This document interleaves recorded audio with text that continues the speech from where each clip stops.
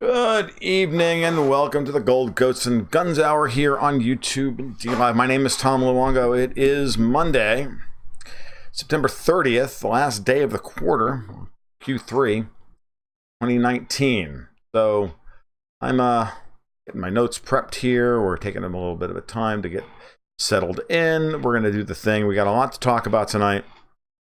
And I want to talk about this impeachment thing because, well, I got more to say about it. As you know, and why not?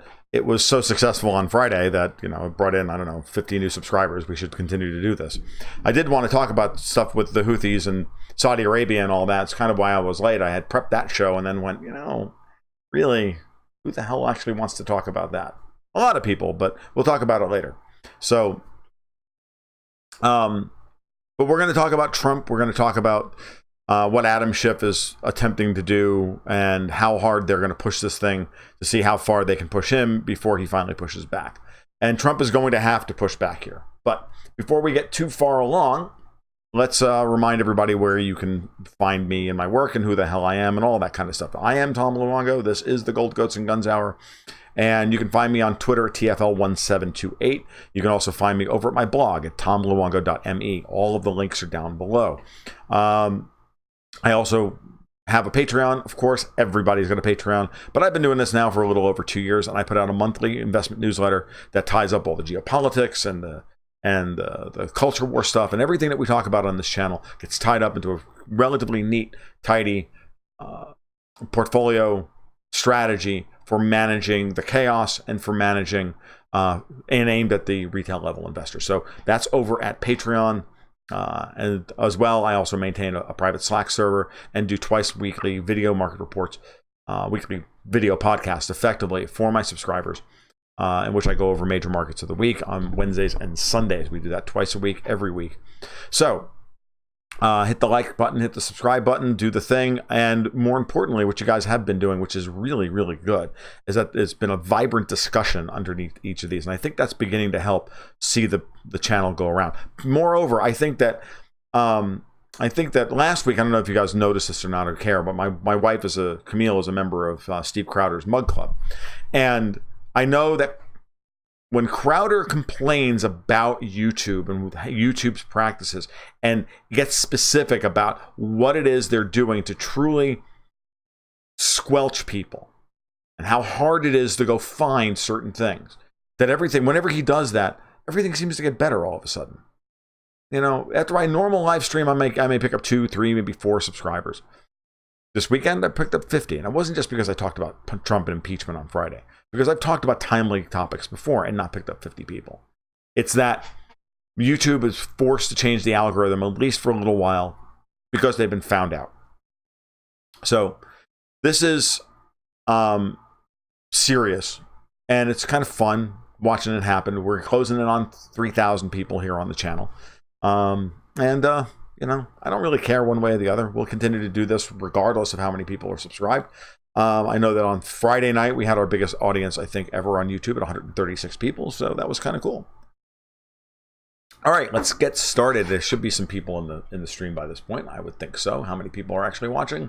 We've got about 30 people so far. Let's get started. All right. My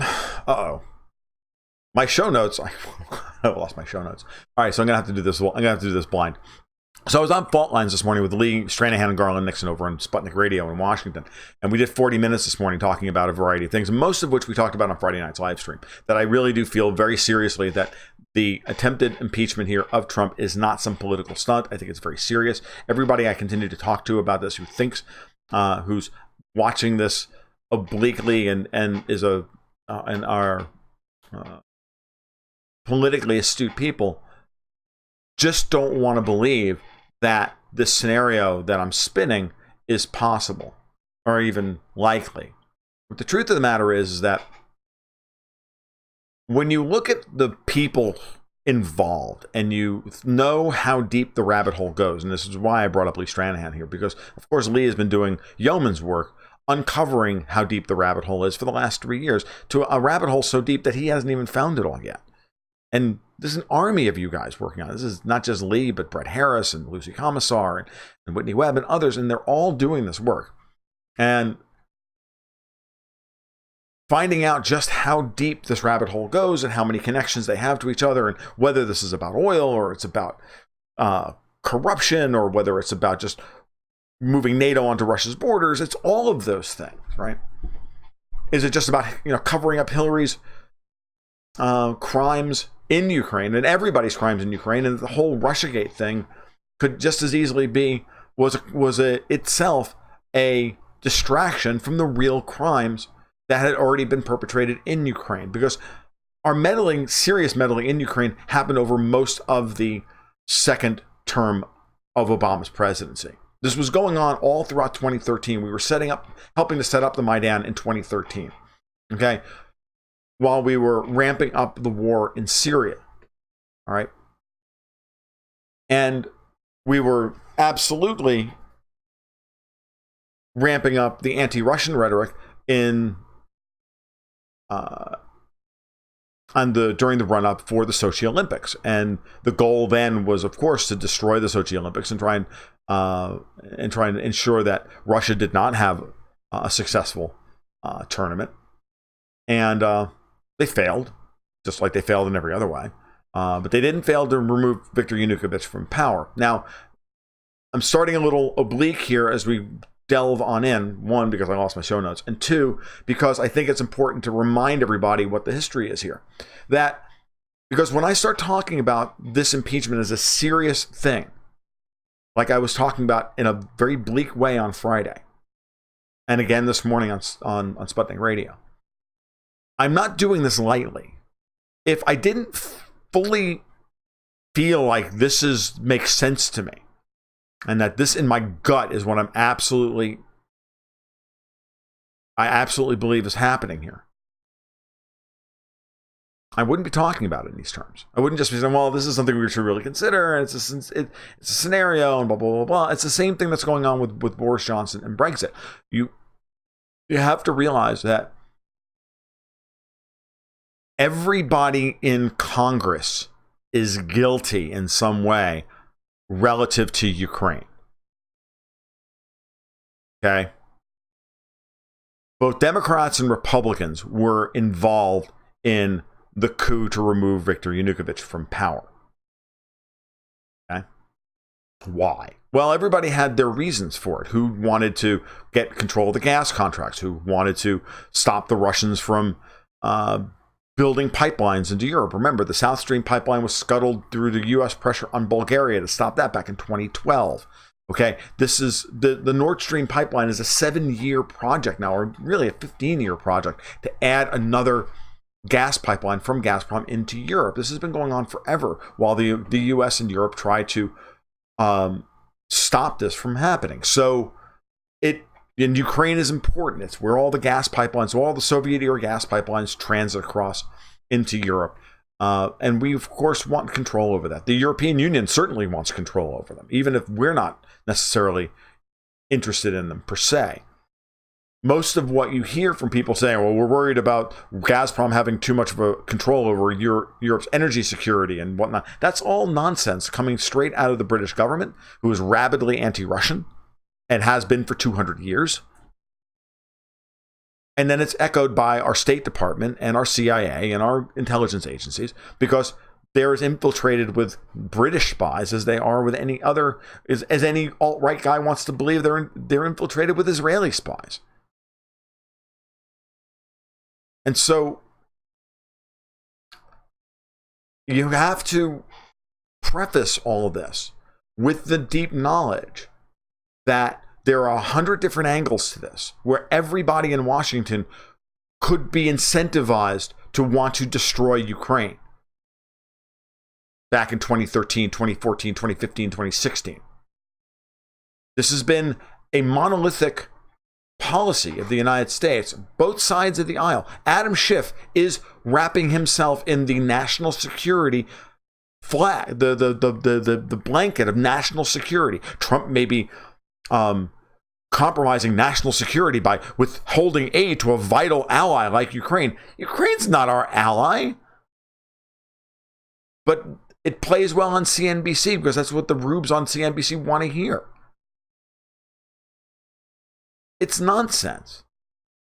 Adam Schiff is as deeply embedded in the nonsense in Ukraine as everybody else. He's been trying to solicit from Ukrainian officials for years dirt on Trump. And when he stands there on television and says flat out that if the president does not have the right or the power, I don't know how delusional this fucking guy is, have the power to ask he doesn't even have the right to ask foreign governments for information that might lead to any kind of corruption investigation, which is complete nonsense. Donald Trump is doing his job as the chief law enforcement officer of the United States. He's absolutely supposed to sit down with foreign leaders and ask them to look into potential crimes committed by U.S. citizens. Doesn't matter that they're his political opponents. The fact that they happen to be his political opponents is irrelevant. And how big is Adam Schiff's nose that he would say this without any sense of irony? This is how ideologically possessed this guy is about his own activities in investigating Trump for the last 3 years.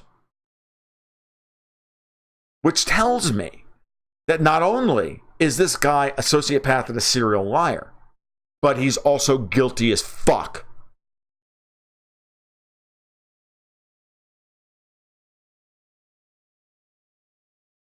It's not even that Trump acted inappropriately. Trump didn't act inappropriately. And in a sense, Adam Schiff isn't really acting inappropriately by investigating what he thinks is collusion with a foreign government on the part of Donald Trump. That's kind of both of their jobs. But to say to Donald Trump, I'm allowed to do that because I'm the head of the House Intelligence Committee, but you're not allowed to do it because you're the chief and law enforcement officer of the United States and running for re-election, that somehow that's beyond the pale. Well, we happen to be political enemies. You don't think that the same charge can be levied at Adam Schiff? This is where pots, kettles, and all of that come back to haunt people. This is where people's inherent sense of fairness start to really take over. Because if the Democrats fundamentally believe that they're going to be able to pull this off and still come out smelling like a rose in the same way that Labor thinks they're going to be able to scuttle Brexit and then win a general election, they're out of their fucking minds.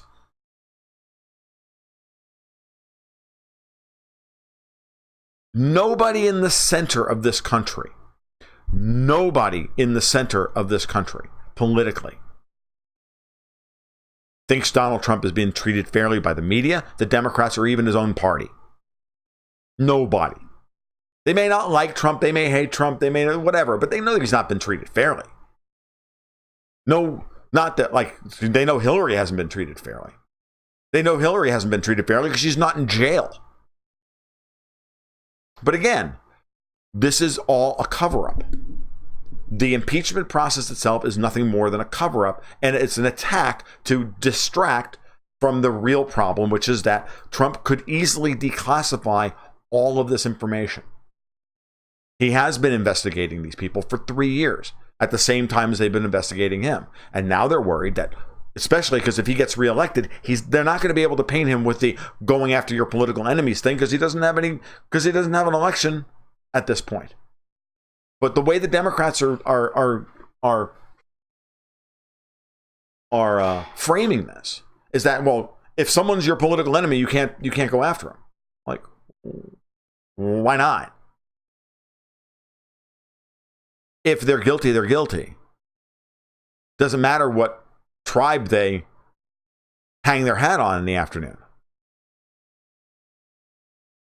And this is the part that everybody in the center. I've given Trump a lot of shit over the last year and a half, 2 years, and rightly deserved. But over this, he doesn't deserve a damn bit of it. This is nothing but a coup. And this is a slow rolling coup that's been going on now for 3 years, and it's not going to change until they either get him removed from office or they all wind up in jail. And I'm be honest with you at this point, what scares me the most about the situation, and this is the important part, I think this is the takeaway. I was talking to a friend of mine this morning. He reminded me that, it's one thing if you're a political neophyte like Trump, you don't know how things work in Washington, you don't know the procedures, you don't know this, you don't know that. It's your party's job to help you through all that. It's your party's job to say, okay, you're the president, Mr. President. We've got your back. What do you want to do? We'll get that done because we're the ones who can actually implement this stuff because we're in the positions to do so. We have the experience. We have the time. We got to. They've left him out to hang on everything. Everything. Under no circumstances has he been given any help to get anything done. Now, again, doesn't matter that he's made foreign policy blunder after foreign policy blunder after foreign policy blunder. That's where most of my problem with Trump is. My other problem with Trump is not being smart enough to get this shit nipped in the bud and get people surrounding him who can actually implement stuff for him. But the deep state's done a wonderful job of surrounding him with people who are traitors. The truth of the matter is that Adam Schiff knows flat out that the whistleblower was an illegally embedded CIA operative into the Trump White House to spy on the president on behalf of the Democrats. That's the truth. That we already know. Simply put, Adam Schiff is already guilty of treason for not investigating that. Or some damn thing. I mean, seriously, let's not kid ourselves here. This guy's completely out of control. And if they try to impeach Trump on this, and they're going to, people's inherent sense of fairness is going to come into play. The Democrats will never win an election again in this country. Ever. Other than the California, New York, and the crazy places. Well, the crazy places are all going to friggin' leave the United States at that point anyway, because no one is going to want to be in a compact with people this nuts. I'm dead serious. You look around the Twitter sphere, you look around and you talk to people who voted for Trump or sympathetic to Trump or whatnot. Do you really think that they want to be ruled by some fucking bug-eyed, crazy, fucking rat shit piece of crap like Adam Schiff? They don't even want to be in the same fucking country as him. No less have this guy hold positions of power. This is the kind of thing that creates civil wars. This is the kind of thing that creates secession. This is why I've been saying for years the United States has a very, very, very limited time frame left.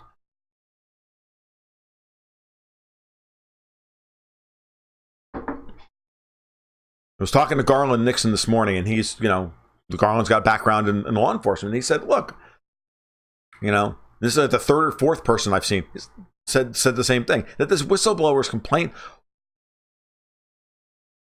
was a professional job written by somebody in this business, in the intelligence business, in law enforcement. This was not an amateur complaint. Schiff knows this. They're holding the person's identity secret because he's a spy.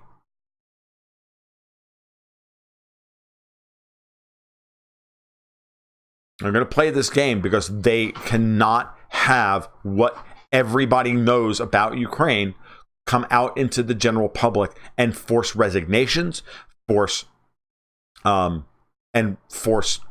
jail time on a number of people.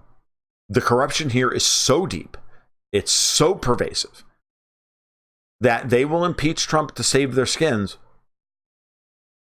even if it costs them the election in 2020. Nancy Pelosi said as much over the weekend. And she's not freaking senile, that one. And I mentioned on Friday that I thought she had, hostage eyes. I think that's the best way to put it. She was given an order. She doesn't want to implement that order, but she was given an order and she's going to follow it because otherwise she's going to be destroyed. Pelosi is an order taker. She is not an order maker. I've said this before and I'll continue to say it until everybody starts saying it to the rooftops. Use that phrase. Please remind people. Get them focused on what's really at stake here. Pelosi is not the fucking enemy. She is the enemy, but she's not the enemy. She's not the person that's the problem. Adam Schiff is not the person that's the problem. That problem is far deeper than that. That problem goes back to Bill Browder, MI6, Khodorkovsky, the people who backed Zelensky's move into power in Ukraine. It's It's deep, it's abiding, it's Victoria Nuland, it's John McCain, it's Bob Kagan, it's all of them. It's Barack Obama, it's Hillary Clinton. It's all of them. It's John Brennan. It's all of them. And then it's the people who stand behind them.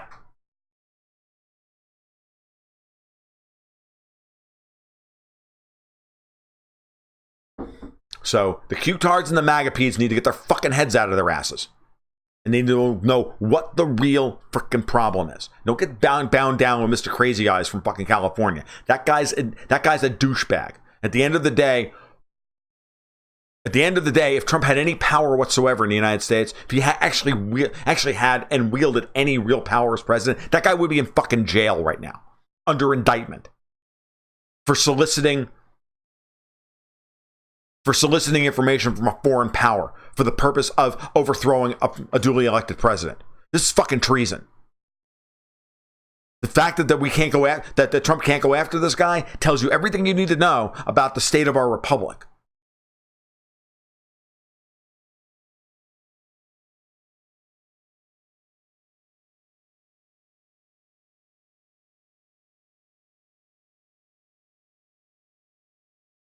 And as I laid out on Friday, you only need, 15 senators at this point? You know Romney will vote for impeachment.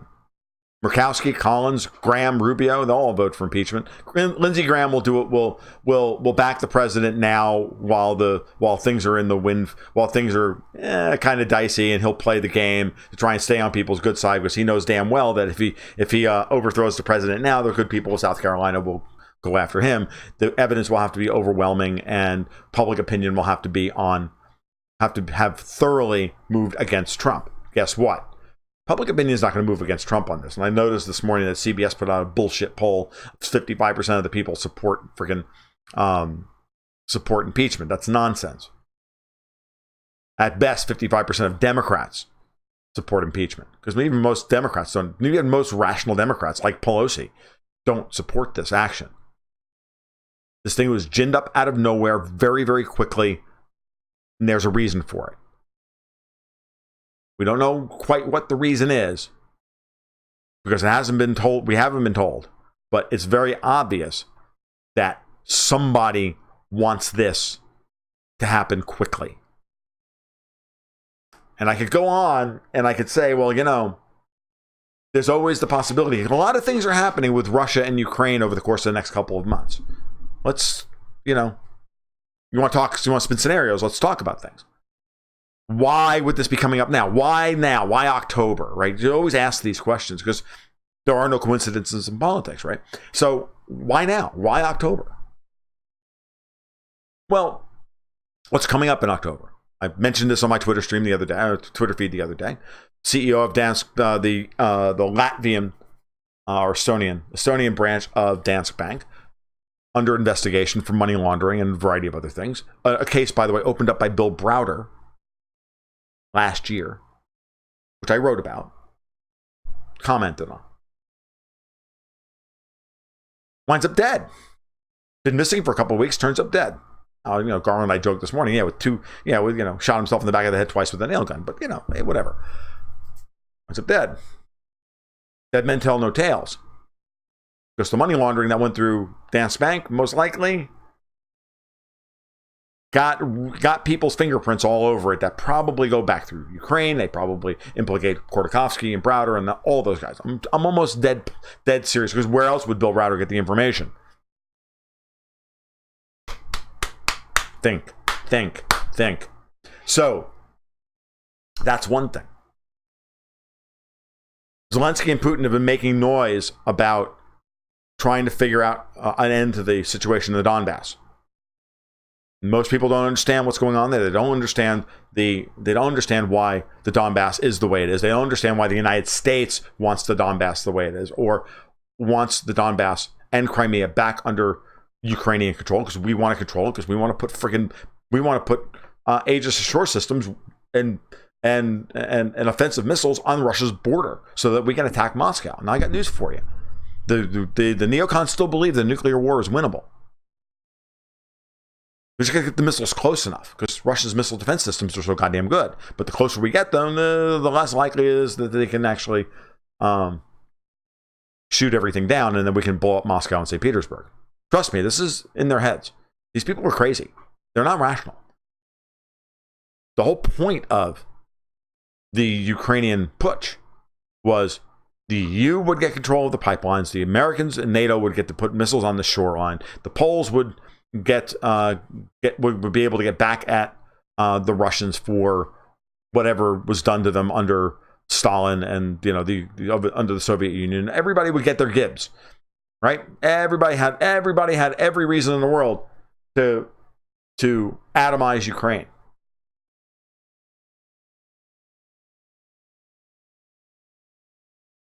Been going on for years.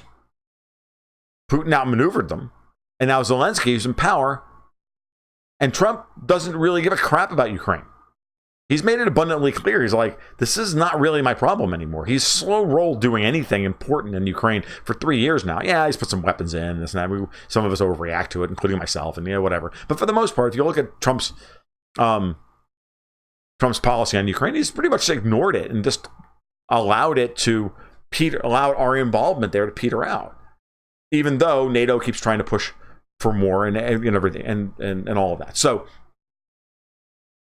you got to ask yourself, okay, so why? So at the end of the year, the gas transit contract between Gazprom and Naftogaz being the Ukrainian state gas company, and Gazprom, of course, being the Russian state gas company. That's due to end at the end of the year. They're deadlocked, and there's really no negotiations have even started yet because Ukraine has made it abundantly. We're not even opening talks until Russia implements the Minsk II agreements. Well, the Minsk II agreements are not Russia's to implement because Russia is not a signatory. Luhansk and Donetsk, Kiev, they're signatories. The Russians are not. The Russians aren't stopping anybody from implementing the Minsk agreements. Problem is that Ukraine will never institute the Minsk agreements. Now, interestingly enough, John McCain's right-hand man, not Paul Volcker, but Kurt Volker, was fired by Trump on Friday as special envoy to Ukraine. I wonder why. Because Volker was intimately involved in funneling weapons and funneling support material to Ukraine and was a sympathetic ear there, and he's been fired. Now, Putin and Zelensky have been making noise about ending the conflict in the Donbass. It's what Zelensky was elected for, right? So it's been a rocky start, their relationship. It hasn't been easy. Zelensky's got all sorts of freaking deep state problems on his own. He can't really end the war in the Donbass because then the friggin' Banderist Nazis will overthrow him and be done with it, and we'll wind up with another coup and another putsch. And at the same time, the people don't really want the war to continue going on, so he's caught between a rock and a hard place. But Putin is willing to deal. There's plenty of room to make a deal over gas transit, but the Poles don't want the gas transit contract to be re-upped because they're now no longer going to import any gas or transit any gas from Russia starting in 2022. They're going to let that contract expire in 2022. It does not matter. And I got news for you. The PIS, the Law and Justice Party, is not going to be out of power by 2022. That will be in place. This is why Nord Stream 2 is so important. So you can see how this is playing out. At every turn around the world, the United States and members of the Democratic Party and the Republican Party and the people behind them are all focused, as we went over in the segment on fault lines this morning about the Carlyle Group and GGnG Energy and all that. They're all there. CFR, all of them. They're all involved in Ukraine. Every goddamn one of them. This is a very important project, Ukraine, and they have screwed it up royally. And Trump is pretty much the only person in our government who's just like, why are we doing this? So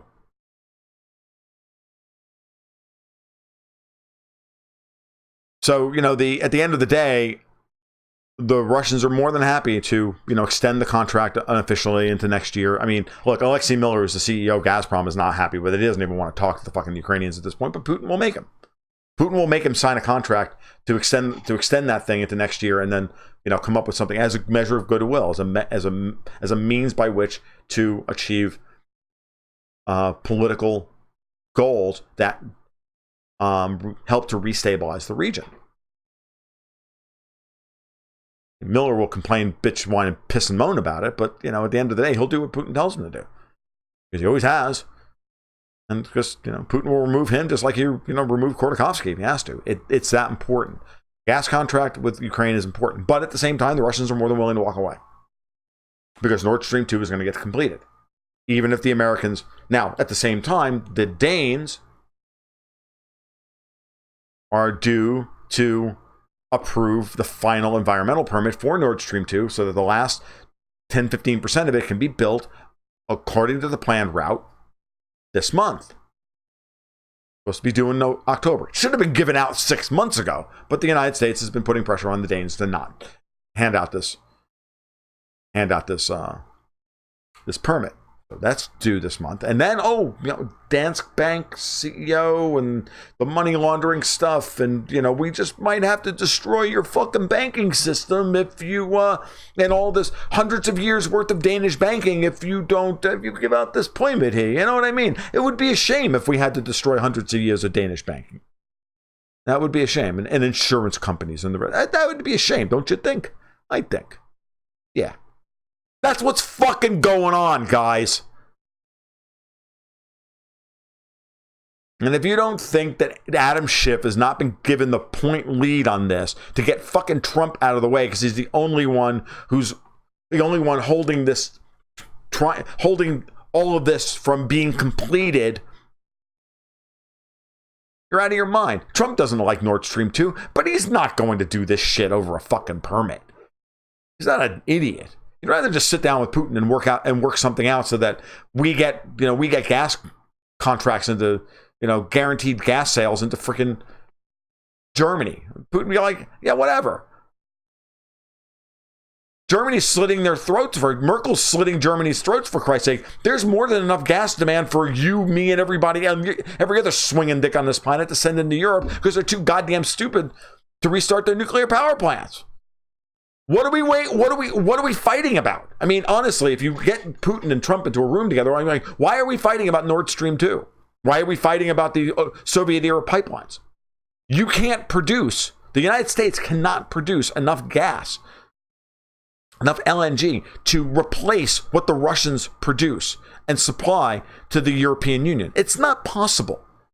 No amount of bullshit fracking, even if we print to oblivion and all we do is QEs 4, 5, 6, 7, 8, and 9 to support negative free cash flow out of the fucking Permian and Eagle Ford basins out in Texas and New Mexico for the next 20 years, we still could never supply enough gas for what Europe needs.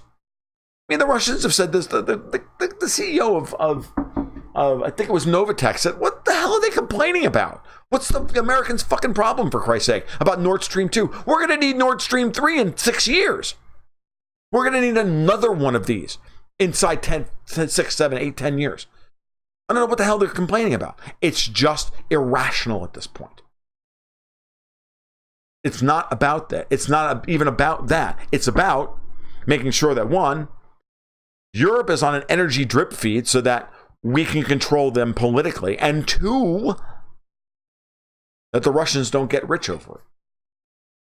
That's more important.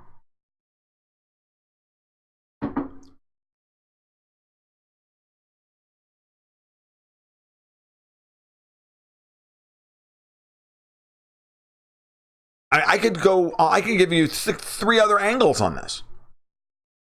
I mean, then there's NATO and wanting to get Sevastopol, and they want to get rid of the Kerch Strait Bridge and all this. None of this stuff is going to come to pass, but they won't let it go. These are projects that are 30 years in the making. They're not going to let it go, and they're certainly not going to let it be exposed. And this Hunter Biden thing cuts way too close to the vest. Like, this guy's scum. I mean, in every way, this guy is scum. Joe Biden's been scum his entire life. His son is scum. Everybody knows Biden's scum, except for, like, I don't know, what the hell's her name? Amy Poehler. Making a Parks and Rec reference. Like, fuck is wrong with these people? It's always decaf J.M. Richatelli at this time of the evening. All right. So, believe me. I'm going to make the believe me face. Ready? Mandy Bomber. Believe me. They're coming after Trump with both barrels. Ready? Believe me. It's going to happen.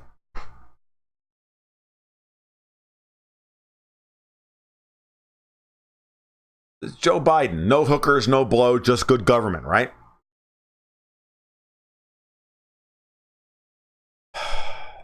All right, going to go back over the comments. There's a lot of them. I haven't even looked at them because if I look at them, then I get distracted. Distractions are bad, and they're bad for my rants. Do you think the Senate convicts, asked Donald Monroe way back early in the stream, to preserve the self-serving system that enriches them? I think that's the whole purpose of the whole stream so far this evening. But yes, Donald, I do believe that. You look for this morning's fault lines. It was a good one. I have to say that I felt good about it. Let's put it that way. I mean, when I got done, I was like, wow, that went pretty well. So I enjoyed it. It was 2 segments again with Garland and Lee. The 9:20 to 9. It was odd. It was like we were on from like 9:15 to 9:45 or something like that. Normally there's 20-minute segments from 9, broken up from 9 to 9:20, 9:20 to 40, 40 to 60. I don't know, whatever it was. They called me, I answered, I talked. They went to break. I left. And there was still another segment left. So maybe they're going 15-minute segments now as opposed to 20. Maybe that's what's going on. They've changed the format of the show slightly. I think there's a reason Epstein was taken down, says Stoyanovich. You think maybe that he's got some, that Epstein, I don't know. I'm thinking, at the end of the day, how many of these people are in Jeffrey Epstein's black book? How much of that information does Donald Trump actually have at his disposal and his fingertips? Is this another reason why they're going after him? Because, on top of everything else, because look, Epstein, Ukraine, Serbia, all of Eastern Europe, this stuff has been going on for a long, long time. He was flying the Lolita Express into Eastern Europe, getting these girls out of there. How many of these people are compromised in every way? So please, believe me that getting 15 people in the Senate to vote to impeach Trump after they create a complete freaking sideshow media frenzy about the whole goddamn thing so that they can install Mike Pence as Gerald Ford and then let Hillary run against him. I'm telling you, that's what they're going to do. It's stupid. It's not going to work. It's going to destroy the country, but they don't give a shit. We were talking about that this morning, and I said, look, guys, these guys are vandals. The Democrats have turned into the Joker from The Dark Knight. They don't care. As long as, except that they actually have a motivation beyond just wanting to watch the world burn. Though their actions are indistinguishable from the Joker's.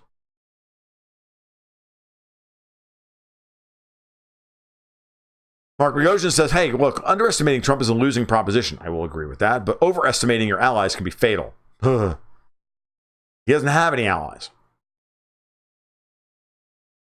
And Ukraine has lied to the U.S. North on 60, I agree, and to the world about a lot of things. And Zelensky's not in much of a position to help Trump here. So, yeah, Schiff, I just reading some stuff earlier. The Schiff is trying to get the Russian transcripts, and Putin, and Dmitry Peskov, Putin's press secretary, just said, that's not happening. That's not happening. So, if you want those, you're going to have to get our permission, and we're not going to give them to you.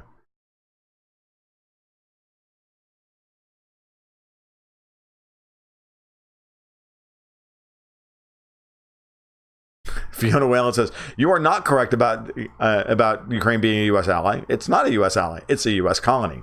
I agree. I am correct about it being an ally. They're not an ally. They're a colony.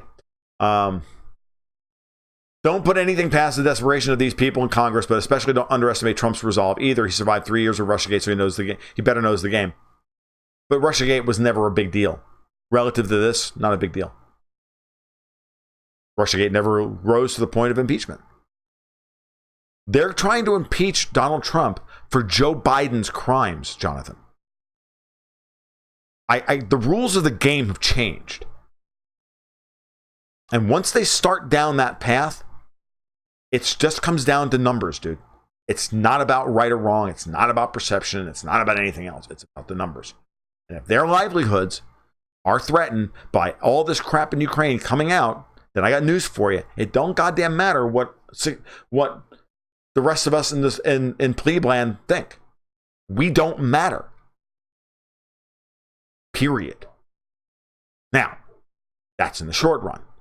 Long run, everything matters. And when Pelosi comes out and says, this may cost us the election, but we have to do this, that's your tell. Give up childish shit. That's your tell. They're serious. It's not a fucking game. What's the difference between going after Manafort, re Ukraine, then, you silly... yeah, well, I mean, the Tweety Bird, look, they went after Manafort. Why did they go after Manafort? Because Manafort was installed in the Trump campaign in order to throw shade on him, in order to link him to the Russians via Ukraine. That was the whole point of sending him in there. It's why Trump got rid of him in 6 weeks.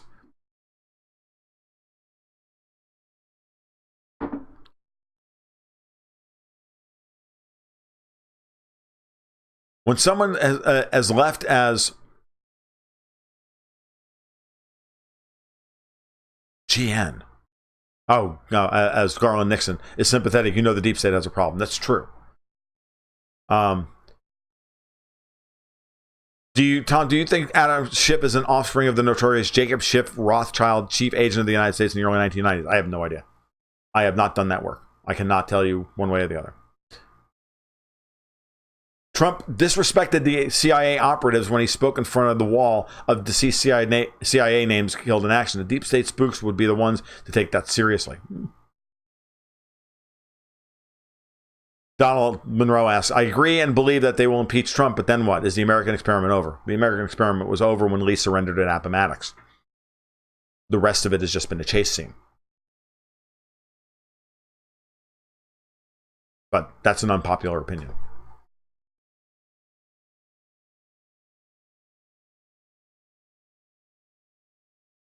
Yeah, Tenjin is saying, when I was talking earlier about who the real enemies are, that he says that talk radio loves to focus on the puppets rather than the puppeteers. That would be, you're talking about guys like Mark Levin and Sean Hannity and Rush Limbaugh and the rest of them. Yeah, that's the problem. And that's where I have a problem with those guys. That's why I stopped listening to them, because it became very obvious to me that they were controlled opposition meant to deflect away from the real problem, from the real power brokers. That was their job. Number one job, keep everybody gaslit and in the tribe while the real damage is done. Look, the truth of the matter is, Trump's impeached because not one goddamn fucking worthless, feckless Republican is coming to his side. Have you heard one goddamn senator really actually come to Trump's defense here? Mitch McConnell, anybody? Anybody important? No, he's done. He's done. Like fucking dinner. He's done. That actually scares me more than anything else. Is Sue Gordon the CIA plan? I have no idea.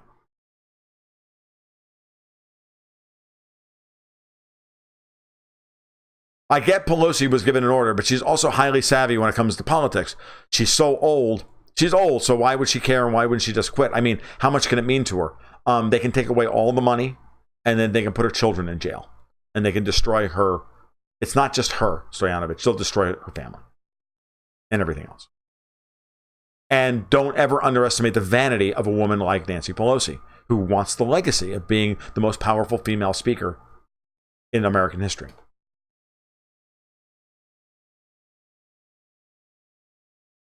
Well, Paul Ryan's a Democrat, and this whole thing, Star Trooper brings up a great point about Paul Ryan on Fox News telling the network not to support Trump. That's Paul Ryan finally ripping off the last layer of his mask. He's a Democrat. He always has been. And Fox News is going to throw Trump under the bus because Fox News is being converted into yet another liberal bastion. Piece of shit mainstream media outlet. Oh, Lindsey Graham is such an order taker. That guy is such a bitch. He is no way is he the butch. No fucking way. Tweety Bird, the Q-tards are still circulating the rumors about Adam Schiff being caught pedo style at the LA Standard Hotel. Who gives a shit? Won't matter. Trump won't run with it.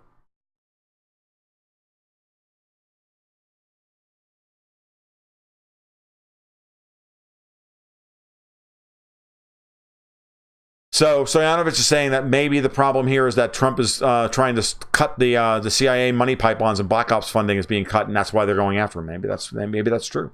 I don't know. Val Vaquero reminds us that everybody has a plan until they get punched in the mouth. Mike Tyson. I actually wrote an entire issue of Resolute Wealth based around that quote from Mike Tyson. It's a great quote. It's one of my favorites. Especially if it's Mike throwing the punch. Exactly. Russia's main military is based behind the Urals. It's been Stalin and Russia's emergency fallback position since Napoleon. Very good point. Yeah, it's good luck with that. When the U.S. nuke flies, and the U.S. will cease to exist, so will the rest of the world. But it will be for the U.S. or a U.S. ally who will hit the button, not Russia. Oh, I know. When the Russians let loose their hypersonic missiles, forget it. There won't be an American left alive.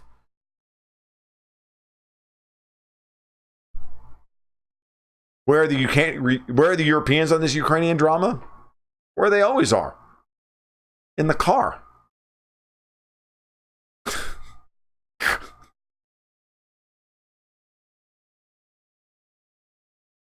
Didn't Victoria Nuland have something to say about the EU's position on these matters? Yeah, fuck the EU. I think that's exactly what she said. The U.S. involvement in Ukraine will be the ruin of the EU economically and socially. What says will be? White man. It already is. Is there a world scriptwriter, or does it go by country? Who writes all this bullshit? That's Tone Luke. There are a few of them. They think they can write it. Stoyanovich reminds us that the Nord Stream 2 pipeline can and will bypass the Danish territory regardless, only by adding another 75 kilometers to the pipeline. I know. The reason why it's important is that what they're trying to do here, and Stoyanovich brings up a good point. What the U.S. is trying to do is, and I brought this up this morning. I was listening to Rob Kirby on Greg Hunter's show last night, which I, for the most part, disagreed with completely. I thought Rob was like off the fucking deep end about this whole, we're producing oil at a loss to keep the dollar from collapsing from too much from people giving away, people not supporting the petrodollar anymore, and otherwise there would be all these dollars coming back. I'm like, Rob, shut the fuck up.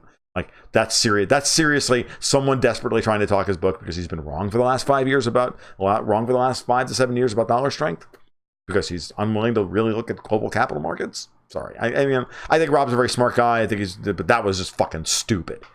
And him and the whole Catherine Austin Fitz and FASB 56 and all this shit and the $21 trillion. I'm sorry. That's all fucking noise, as far as I'm concerned. But I may be wrong, but to me, that just all seems like noise. Like, yeah, so what? We know there's $21 trillion missing. Where do you think it went? It went up Goldman Sachs' ass. But Stoyanovich is saying that with the what Rob did bring up last night was a great quote by Robert Rubin or when I watched it last night, it was a couple of days ago, but great quote by former Treasury Secretary Robert Rubin, who said, whatever we can do policy-wise we'll do anything. If it means extending stuff, 6 months, 9 months, a year, whatever we have to do, we will do it. And that's a key. Same thing with Brexit, the way Brexit's been happening, same way. It's like, they're always falling out of a building, and they're willing to do anything to grab onto something to stem their fall, even though they're going to die. Even though they're going to land on the ground eventually, they'll do anything to forestall that event for as long as possible. Whatever they have to do. And Nord Stream 2, this permit is not going to stop Nord Stream 2. Nord Stream 2 is going to get built. What they want to do is discredit Gazprom by keeping Ukraine and Russia from coming to an interim agreement about gas transit across Ukraine, so that it expires on January 1. And at that point, there's not enough gas coming into Europe for Gazprom to fulfill its contracted obligations. So that for the first time in 70 years, Gazprom will not be able to, or 80 years, will not deliver gas online on time to the European Union or the European member states, European countries. All during the Cold War, Russia, the Soviet Union, sold gas to Europe. Never missed. But now they're trying to do that. So if they can delay Nord Stream 2 into March or June, and there'd be 6 months worth of gas shortages, they can blame Gazprom for it because Gazprom's, and then they can say, well, Putin's refusing to sell us gas, which is nonsense. But that doesn't matter if it's true or not. This is what we're dealing with. This is the kind of people we're dealing with.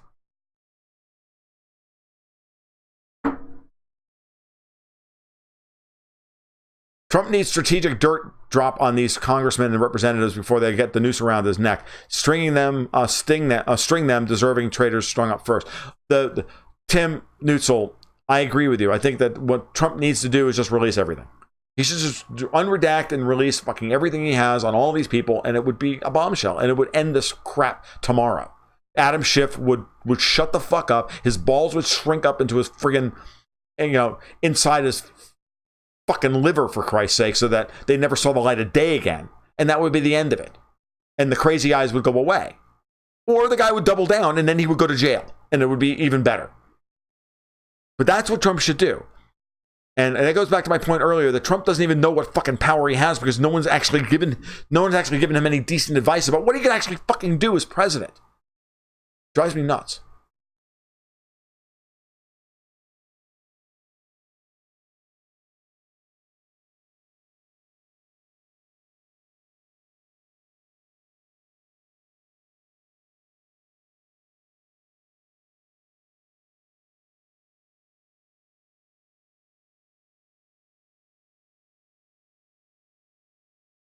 If it isn't a derail, the 60-minute MBS interview, how did tanks used in the refining of light crude and Abcake not explode when hit by fast-moving, blowy uppy things? Why no massive smoking craters? Because they didn't actually hit light sweet crude tanks. They hit gas overflow tanks. They hit tanks that recondense. They're condensation tanks from the massive fractional distillation columns, effectively. That is an oil refining facility, and so they were mostly empty.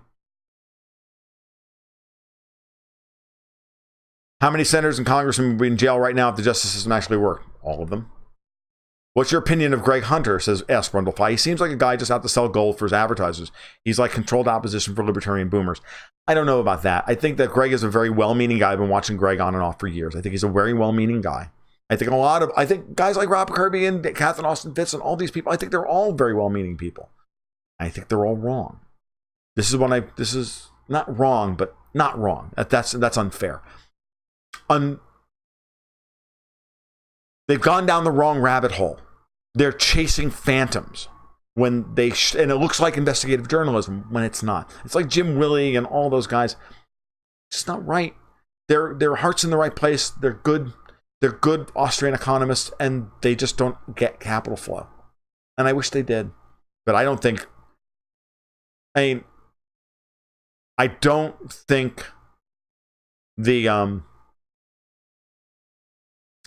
think that's what's going on. I mean, Kirby spun this story out last night. I was like, come on, that's fucking stupid. I keep bringing people back to the Brian Reynolds interview from a few months ago where he said, look, this is not hard. Okay?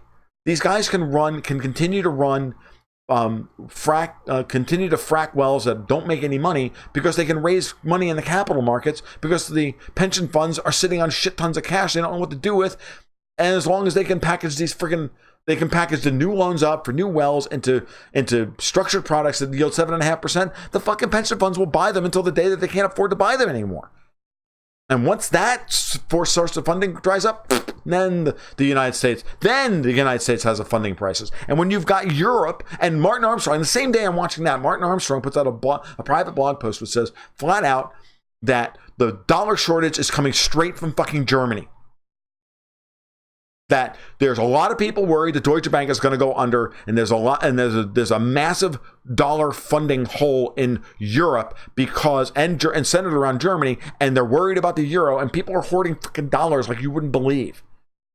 And if Deutsche Bank goes down, then the rest of the freaking American banks go down, because this is not your mother's or your dad's financial crisis with mortgage-backed securities and all that other and junk bonds and all that shit. No, this is about sovereign debt trading at levels that no one can support, and that's the unbelievable, and that's the unfillable hole. And if you want to know where that $21 trillion went, come on. It didn't go, it's not being flared off in gas wells out in fucking BFE, Texas. That's not, you can't flare off enough gas to flare off $21 trillion. That's bullshit. A lot of that money was spent overseas in wars, and it's all black ops. It's all black ops military spending, and some of it is being spent in space, and I'm sure some of it's being spent on underground tunnels in case there's a nuclear war, and all of this shit. I'm dead serious when I say shit like this. You can spend $21 trillion over 20 years that way. I mean, come on. We're talking about over 20 years. It's only $1 trillion a year. It's not like they spent it last year. Break. Moreover, the fracking industry has only produced about $400 billion worth of negative free cash flow. That's not enough to cover $21 trillion hole.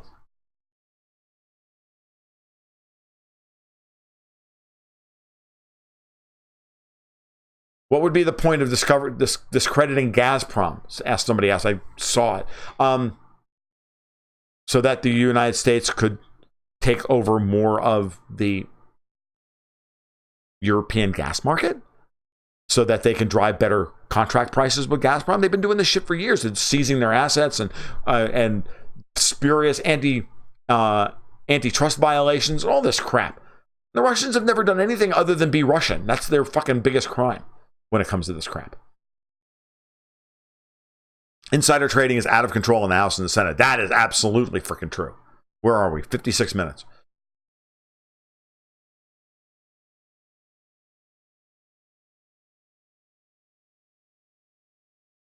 Kirby really doesn't like Jim Rickards. I don't disagree with Kirby not liking Jim Rickards. I mean, I don't say bad things about Jim. I just know what Jim is. And Jim is a spook who works for the government and who's very, very good at giving out coded information and directing us like Rush Limbaugh in the wrong direction as to where the actual problems are. That's his job. He does it very, very well. But if you listen to about half of what he says, if you listen to him with a very cynical eye, with a very cynical ear, if you listen to Jim Rickards carefully and you listen to what he's not telling you as much as what he is telling you, a lot of good information there.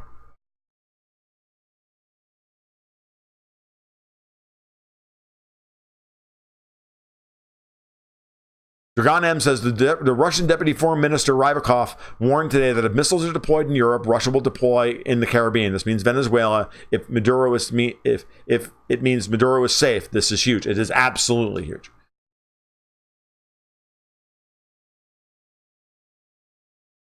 Yeah, no, don't get me wrong. I'm not saying that Rob Kirby is a bad guy or he's wrong or anything else. Mumpire's supposed to say Greg Hunter says has really good guests, which he does.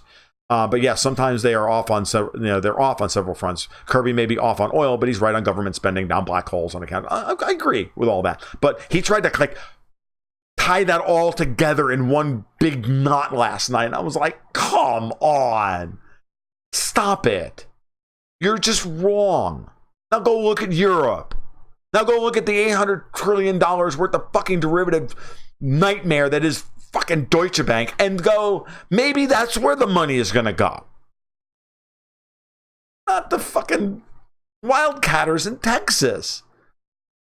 I mean, that's like arguing that Russia's got a big enough banking system to absorb all the capital flow, for Christ's sake, from when the Europe implodes. It's not going to come here. These guys are making arguments kind of like that. Like, seriously, 65% of the world trade is still done in dollars. Okay? The petrodollars, Martin Armstrong's right, the petrodollar is not that important. It's important, but it's not that important. A lot of people in Washington still think it's more important than it actually is. I'll agree with that as well. I used to be one of those people. I'm not necessarily that way anymore. The world has shifted. You have to shift with it regularly. You have to understand what's happening. And, I want to see the end of the petrodollar more than anything else. I want to see the Saudi Arabian. I mean, dudes, guys, Friday we're going to have a bang-up fucking discussion about Hong Kong and Saudi Arabia. Okay? We're going to have that discussion. I'm going to prep that now. It's 59. We're an hour in. I'm going to tell you now that I already know what we're going to talk about on Friday. Because I had an insight this morning while I was working on an article that no one else is thinking of. It's going to be good. It'll be a hot old time, and you guys better And it would be great if you all dropped in. So if you like what you heard tonight, please give a like and subscribe down below. We're trying to push towards however many people we can. I want to also give a big shout out. Last Friday, I of course asked people for donations, as I don't regularly do, even though I'm supposed to. And well, I got a bunch of them, and I appreciate every one of you who sent me a donation. And of course, I sent you a nice thank you note, or at least I hope I did. And if I didn't, well, it wasn't done on purpose. Again, tonight we're looking at 131 people in the stream as of right now, and we have maintained more than 120 people in the stream since 8:30. That's also excellent, and probably the biggest audience we've done on YouTube ever. So I do appreciate everybody stopping by, as always. So if you liked it, please like it, tweet it, send it out, tell people I'm awesome, all that kind of stuff. You know the drill. And if you can, donate a little bit here, a little bit there, that would be great. Crypto, PayPal, sign up for the Patreon. The Slack server runs hot time in the old house pretty much every day while people are going back and forth with some very, very, very high level discussion. I consider it one of my great resources, and most of you and many of you are in the audience tonight, and you know who you are, and I appreciate every one of you, even when I disagree with you. So, because that is the essence of how we get better. We discuss, disagree, and get better. Come up with better arguments and better ideas and become more well-informed. That's how this works. It's a conversation. All right, so I appreciate it, guys, but I gotta run. So keep a stick on the ice.